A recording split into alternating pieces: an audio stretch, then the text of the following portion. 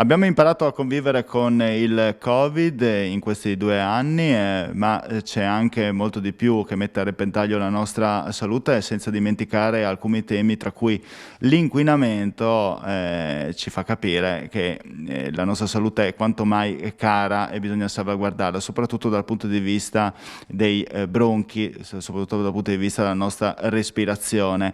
A tal punto che ci sarà un convegno il 14 maggio dalle 9 alle 13:30 che ha a che fare con questo tipo di argomento. Il titolo è Inquinamento atmosferico e danni alla salute, cosa devono sapere, cosa devono fare il medico e l'odontoiatra, ma soprattutto io direi anche che cosa deve sapere anche il comune cittadino. Chi organizza in questo caso come relatore scientifico, organizzatore scientifico questo convegno è Mario Canciani, pneumologo con esperienza nell'azienda sanitaria del Friuli Centrale, a cui do il buonasera insomma per aversi invitato nel suo ambulatorio per parlarci appunto quali sono i danni che arrivano prima di tutto dal Covid e il long Covid, perché si parla anche di questo, no? In questi giorni. Ecco, ci può dare un po' lo scenario della situazione? Per quanto riguarda il Covid, siamo giunti nella fase di cosiddetta pandemia. Dalla pandemia siamo passati alla endemia, cioè praticamente il virus ha raggiunto uno stato di equilibrio con il nostro organismo. È quello che è successo con l'influenza e con altre infezioni respiratorie. Vedete meglio di me che ci sono tanti contagi, però per fortuna non sono gravi. Quindi non è solo merito del tempo che è migliorato, ma appunto di questa fase di passaggio di pseudo convivenza, ecco, tra noi e il virus. Stanno venendo fuori invece più i problemi legati alle conseguenze del Covid, il cosiddetto long Covid, che si manifesta soprattutto con dei sintomi tipo stanchezza cronica, mal di testa, dolori vari, eccetera. E ultimamente, proprio oggi, è uscita su una grossa rivista internazionale uno studio fatto a Milano delle alterazioni intestinali del Covid. Quindi persone che stavano benissimo, che non avevano nessun problema, e dopo il Covid cominciano ad avere problemi intestinali, diarrea, dolori addominali, certe volte anche sangue, eccetera. E quindi diciamo è stato visto che è dovuto alla persistenza del virus e attualmente i dati sono intorno al 5% delle persone che si sono infettate, quindi non sono malate ma anche infettate. Come dicevamo, abbiamo sempre detto, il Covid è una bestia, tra virgolette, che lascerà il segno, quindi soprattutto i giovani sono i più esposti con l'andare del tempo delle modificazioni, sia a livello degli organi, sia a livello anche del comportamento. Pensate che è questione tutti i giorni di chi lavora, anche delle varie raccolte di sintomi, eccetera, che i problemi psicologici, psicosomatici nei bambini e nei giovani sono raddoppiati rispetto all'epoca pre-Covid. Qualcuno dice addirittura triplicati. Ecco, dottore, volevo chiedere, nel caso in cui, come lei ha citato, ci fossero questi generi di problemi che perché parliamo di strascico, insomma, del Covid, cosa bisogna fare? Diamo qualche aiuto a queste persone che si sentono, diciamo, in difficoltà, a chi rivolgersi e come comportarsi? Allora, non ci sono cure specifiche, cioè l'unica cura specifica è prendere il farmaco, ma quello al momento della malattia in cui uno sta male ed più possibile presto, cioè entro 5 giorni, ma anche prima. Quelli sono i farmaci specifici che bloccano la replicazione virale. Le conseguenze invece dell'infezione, quindi il solo contatto, o della malattia, non ci sono cure specifiche, quindi bisogna fare delle cure sintomatiche. Per esempio, se uno ha tosse, difficoltà di respiro, affaticamento, anche per sforzi banali, lì bisogna fare una valutazione pneumologica, soprattutto con una valutazione dell'ossigeno, eventualmente anche dell'anidride carbonica nel sangue e una spirometria ed eventualmente delle immagini, cioè radiografia o eventualmente anche TAC. In base a quello che si trova poi si deciderà su che farmaco puntare, però sono farmaci sintomatici, cioè antinfiammatori, broncodilatatori, farmaci che agiscono sulla catena respiratoria, ma non che ammazzano il virus, perché il virus ormai non c'è neanche più spesso, quindi gran parte dei danni viene fatta dal nostro organismo, il quale per difendersi butta fuori troppe sostanze. Ecco, dottore, noi abbiamo accennato a questo convegno che voi terrete appunto tra pochi giorni, no? Perché ovviamente il nostro tempo è stato occupato dal Covid, il nostro interesse è stato occupato dal SARS-CoV-2. Spesso però ci si è dimenticati di un tema che era venuto ed emerso fuori tempo addietro, che è la questione del Green Deal, cioè di portare avanti il tema dell'ambiente, poi quasi ci si è dimenticati, adesso sta tornando nuovamente fuori per la questione delle bollette energetiche, però è fondamentale ed è legato al fatto di evitare le forme di inquinamento.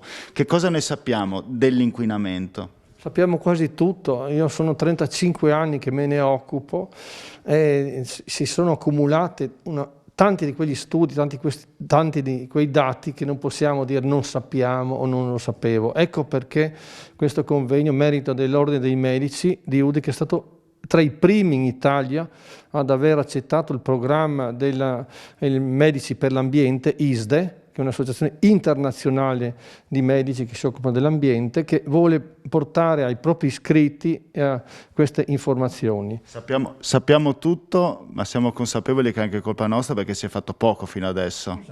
Esatto, bravissimo. Difatti proprio 2 giorni fa su una rivista medica internazionale si è detto che i paesi intendo come nazioni, si sono divisi in 2 gruppi: quelli che hanno fatto tesoro della lezione del Covid e quindi hanno programmato più piste ciclabili, più alberi, meno macchine, quelli invece che addirittura sono peggiorati, e purtroppo bisogna dire che tra questo secondo gruppo rientra anche l'Italia. Anche Friuli Venezia Giulia? Non siamo, allora, dalle mie ricerche che ho fatto nel gruppo HESE Int e HESE e CCM, i primi 2 dell'Unione Europea e il secondo del Ministero della Salute, non siamo messo benissimo, che uno pensa, ma non perché industrie grosse non ne abbiamo una grossa diffusione di macchine invece, questo sì, e poi anche il clima non ci favorisce perché siamo chiusi dalle Alpi, quindi non c'è un grosso, a parte Trieste, non c'è un grosso ricambio di aria. Pensate che l'inquinamento ammazza più persone in Italia ogni anno del Covid. Quante persone al giorno? Ma al giorno sono ecco, da 60-80 mila l'anno. Ecco. In Italia, ecco. Non è che uno respira e muore, ma accorcia i danni che sono. Uno che nasce nel nord Italia, per esempio, vive 2 anni in meno di aspettativa di vita rispetto a quello che potrebbe avere. Quindi diciamo sappiamo benissimo i danni, sappiamo benissimo cosa potremmo fare. Per esempio il grosso della mobilità, anche adesso venendo qui ho visto, io ero in bici, ma sono le macchine, una persona per macchina, e gente che si sposta per fare anche 1-2 chilometri, quando si è visto che entro 10 chilometri chi va in bici sta meno tempo e soprattutto fa ginnastica, si ossigena, si scarica dalle tensioni. E poi ci sono città che stanno adottando la zona a traffico limitato, la pedonalizzazione, stanno andando in quella direzione anche qua in Friuli Venezia Giulia? Diciamo non tanto. Completamente. Non tanto, per esempio adesso sono appena tornato da Cambridge e sono andato anche a Londra con dei colleghi, e Londra dovete vedere quante piste ciclabili sono a Londra, che ha 10 milioni di abitanti, 3 volte Roma per fare un esempio, Parigi. È più facile dire di no, non cambiare. Esatto.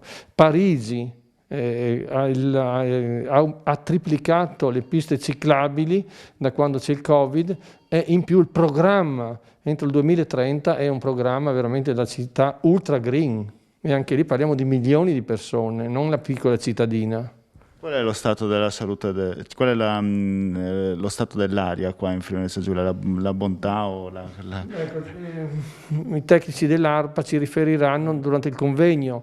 Allora diciamo... Spesso ho parlato di PM10, no? Esatto. Negli anni passati come un vero incubo. Esatto, la situazione è più o meno media rispetto all'Italia, ecco, non eccezionale e neanche male, a metà. Senta, io allora, prima di andare in pubblicità affrontiamo un argomento che poi affronteremo anche dopo, la questione bambini, perché qui abbiamo a che fare con una correlazione, inquinamento più danni per i bambini? Esatto, il bambino viene già attaccato quando è nel grembo della mamma, quindi bambino come embrione, bambino come feto, quindi già lì l'inquinamento agisce facendo dei danni. E su questo abbiamo fatto anche uno studio, per esempio che i bambini nascono con i polmoni più piccoli adesso di 20 anni fa, per esempio. Ecco, questi sono dati allarmanti che però la gente li sente, poi si allarma un poco, poi tutto continua come prima. Ecco perché puntiamo molto, facciamo i soggiorni, abbiamo appena finito il corso di fondo fino a 3 settimane fa. Allora andiamo in pubblicità, dottore, perché così dopo ne parliamo anche di questi soggiorni che voi fate, insomma, delle varie iniziative. Andiamo in pubblicità.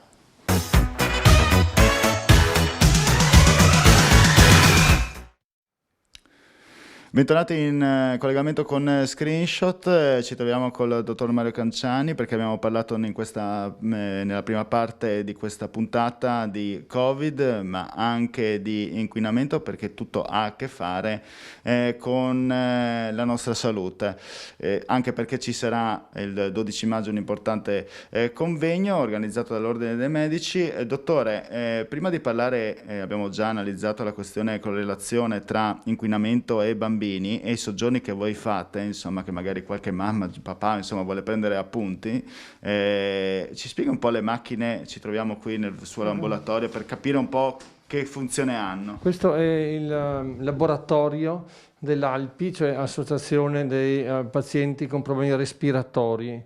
E questo qui è il test che viene fatto per vedere se uno ha l'asma da sforzo, cioè praticamente una persona corre per 6 minuti contro un determinato sforzo e poi vengono misurate delle spirometrie a determinati intervalli. Contemporaneamente viene registrato il cuore per evitare che ci siano dei problemi durante l'attività. L'asma da sforzo, questo serve per rilevare questa patologia, interessa, pensate, l'80% degli asmatici, quindi è un problema che non sempre viene riconosciuto. L'altro strumento, andando a destra, e quello piccolino, è uno strumento che misura l'infiammazione allergica dei polmoni. Praticamente si soffia in questo strumento e viene fuori il risultato in miliardesimi, quindi è molto sensibile, è utile per, non tanto per farla bene, per monitorare l'andamento dell'asma, cioè se la terapia è corretta, se ci sono dei miglioramenti. Questo invece è uno strumento che mi permette di fare le spirometrie ai bambini piccoli, già dai 2 anni, quindi non occorre aspettare i 6 anni come si diceva una volta, ma già dai 2 anni, perché il computer è lui che si autoregola e fa il tracciato. A destra, proseguendo sempre a destra, abbiamo un ecografo per valutare la situazione del polmone, se ci sono dei versamenti, dei liquidi, delle pleuriti, eccetera. Poi proseguendo ancora, dietro di voi abbiamo uno strumento che misura l'infiammazione del naso. Praticamente la persona mette queste olive, questo nella narice destra, questa nella narice sinistra, e respira per qualche minuto. Le strumentazioni che sono collegate rilevano anche queste qui in miliardesimi la presenza di infezioni o di allergie nasali. Dottore, lei ha citato l'associazione, voi fate tanto per i bambini, no? Sì. Che tipi di attività fate? Facciamo intanto sempre puntare sulla vita all'aria aperta e quindi facciamo il campus a Fusine che partirà in settembre e ottobre, dove stanno a turni di 8 giorni e i bambini imparano a respirare, a fare attività fisica, a riconoscere i sintomi da soli già dai 7 anni, a fare la terapia da soli già dai 7 anni. Poi abbiamo appena finito 3 settimane fa il programma di fondo, da dicembre fino ad aprile ogni domenica siamo andati a far sci di fondo, che è una delle attività migliori per gli asmatici. Abbiamo fatto anche uno studio, adesso vediamo di fare le elaborazioni, vedremo com'è andata. Quest'anno c'erano tra bambini e adulti 100 persone, è un record, abbiamo dovuto bloccare le iscrizioni. Questo che vuol dire che state maggiormente sensibilizzando il problema o che anche la gente soffre maggiormente di questo problema? Entrambi, perché le uniche malattie che non calano sono le malattie allergiche e respiratorie. Poi facciamo le biciclettate, la prossima sarà il 15 di maggio. Poi abbiamo il nostro orto botanico che riapre il 14, anche lui il 14 di maggio, pomeriggio alle 5, dove abbiamo 200 specie autoctone di piante alimentari, medicinali e tossiche, con particolare riferimento ai problemi respiratori. Ecco, lei mi ha già accennato al fatto facciamo attività all'aria aperta, l'ha voluto sottolineare, ma diamo qualche istruzione in più alla gente che vuole evitare l'inquinamento, le forme di inquinamento. Sì, perché uno pensa che uno sta in casa e respira di meno, invece anche da nostri studi che abbiamo fatto, anche pubblicati su grosse riviste, l'aria che respiriamo in casa è più inquinata di quella che respiriamo fuori, perché si concentra. Invece se uno si muove ha possibilità di spostarsi e quindi anche se respira in un momento più inquinanti poi riesce a pulirsi di più. E poi c'è l'aspetto psicologico, fare attività fisica vuol dire liberare endorfine, rilassarsi e appunto vedere il mondo in forma migliore. Senta, qual è il ruolo del medico? L'importanza del medico nella prevenzione dei danni da inquinamento? È eccezionale, cioè il medico sia col proprio comportamento, se la gente mi vede arrivare, se vede che nei campus che facciamo non tocchiamo mai le macchine, se vede che abbiamo un comportamento naturale, privilegiamo frutta, verdura, eccetera, queste cose qui, poi uno a casa riproduce gli stessi stili di vita. Quindi primo come esempio, secondo dando i consigli, come uno dà consigli per l'ipertensione, per il colesterolo, per il diabete, così dovrebbe dare anche per l'inquinamento.